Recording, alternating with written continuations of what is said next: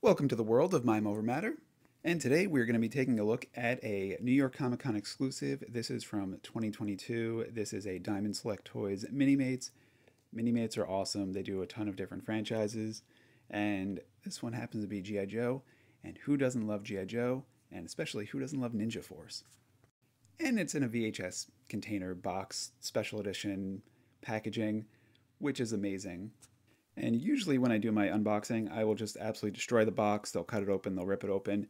This one I was a lot more careful with because I do want to keep it. So I'm probably going to, rather than do an unboxing, I'm going to do a reboxing with this video. And as we review them, we're going to package them back up because I do plan on displaying them in this special VHS packaging because it's just too awesome.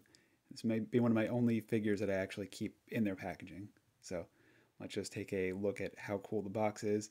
So it does slide out. It's got the VHS look on the back, and it says G.I. Joe Minimates. And then as I was unboxing, I did kind of rip the box a little bit, but that's okay. This isn't for value. This is just, I love the toys, so I'm okay with that. And first up, let's take a look at Scarlet. She is our ninja who's wearing the green. And just take a look at some of the articulation on these Minimates. They're very fragile, not that they'll break, but they will fall apart, but they go back together, almost like Lego pieces where the hands will pop out. Some of the joints do get loose, so you just got to be a little bit careful. And just the detail in these things is incredible. You can see she's got little weapons on her back. She's got some head articulation. The hair should come off. This one seems like it's a little bit stuck, so I'm not going to pull too much because I don't want it to get loose. That does happen with some of these Minimates figures. Some of their joints and pieces do get loose over time because they just kind of peg right in. They're not super secure. And look at all those stands. It reminds me of that 1983 hit single by the Weather Girls, It's Raining Stands. Everyone's familiar with that one.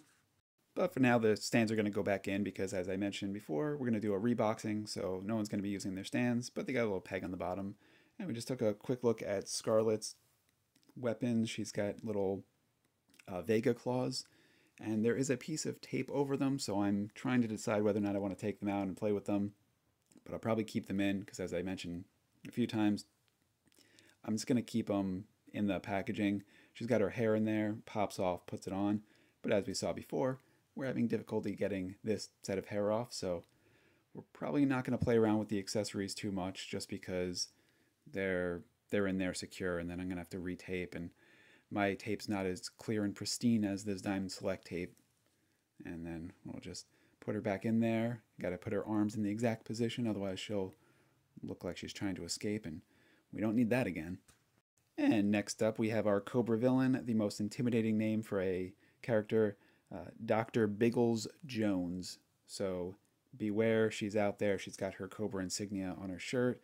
It looks like she's wearing some sort of singlet with some pants underneath. Cobra is known for a lot of things. Fashion sense is not one of them, and here you can see why. And like I was trying to do with Scarlet, you can see this one, the hair comes right off, there's a peg inside. So that's what they're supposed to do. They've got the ears on the hair, which I've always enjoyed because the ears just come off with them. So you can swap out your ears. And let's take a look at her accessories. Looks like she just comes with a rail gun. I know that because I read the back of the box. But that's a pretty cool looking gun. Since she is not a ninja, she is at the facility that the other three ninjas are infiltrating. So she is our Cobra, the other three are our G.I. Joes.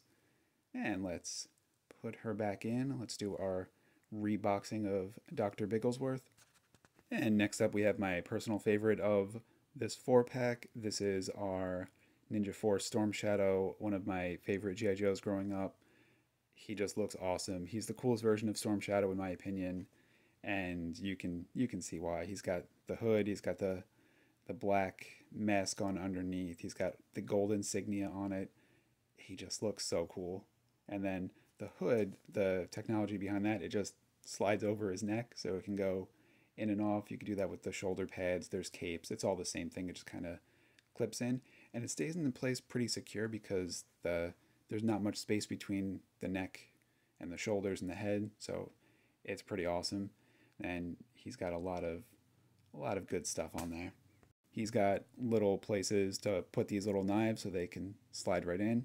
He's got his Sigh. And a little sickle for cutting down little crops of corn, and he's got a sword.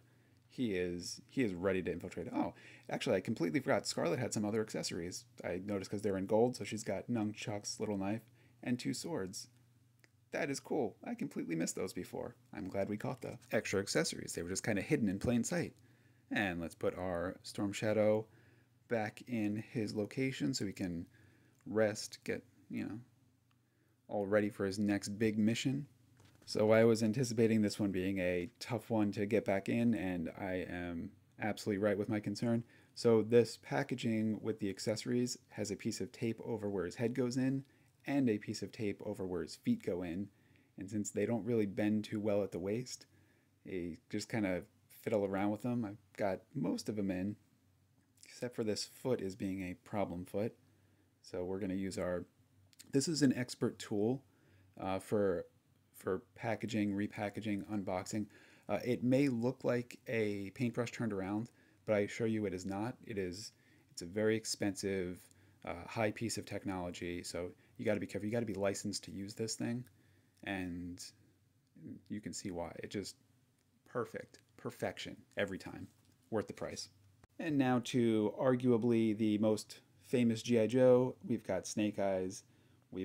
He's wearing his bright blue accessories so that he could really sneak into any place versus wearing the black on black. It's almost too stealth. So this blue pop really gets him in places. So he's got a place on his legs for a gun, for his knife, and then he's got a spot on his back for the sword, which is pretty awesome. And let's just take a look at those accessories. So we have that little gun, we've got nunchucks, we've got his two swords, we've got his Vega claws, and we've got two different versions of knives, or one's a little sword.